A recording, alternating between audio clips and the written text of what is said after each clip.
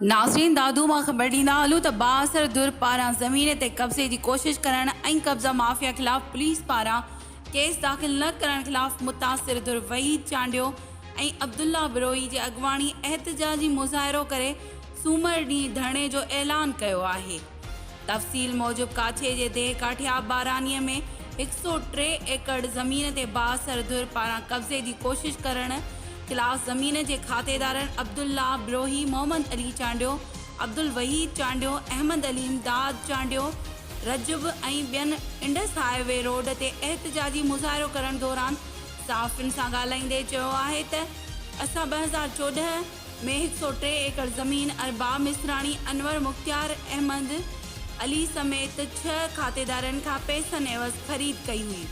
जेका 8 सालनि खां असां आबाद कई आहे। हाणे वरी मुखालिफ़ दुर जे करीम बबर, शेर मोहम्मद बबर, गुलाम मोहम्मद सत्तार, हाकिम असगर ज़बरदस्ती कब्ज़ो करण चाहिनि था। हिननि वधीक चयो त असां पुट गुल मोहम्मद थाणे ते कब्ज़ा माफ़िया दुर ख़िलाफ़ केस दाख़िल कराइण लाइ वियासीं, पर पुलिस केस दाख़िल करण खां इनकार करे छॾियो आहे ऐं पुलिस मुखालिफ़ दुर सां बिट बणियल आहे। असीं SSP दादू इरफान अली समूह खां मुतालबो था कयूं त ज़मीन ते कब्ज़े जी कोशिश कंदड़ जवाबदार मथां केस दाख़िल करे खेनि गिरफ़्तार कयो वञे, न त ॿी सूरत में असीं सूमर जे ॾींहुं इंडस हाईवे रोड ते धरणो हणी रोड ब्लॉक कंदासीं। रिपोर्ट वज़ीर मल्ला, अमल न्यूज़ दादू।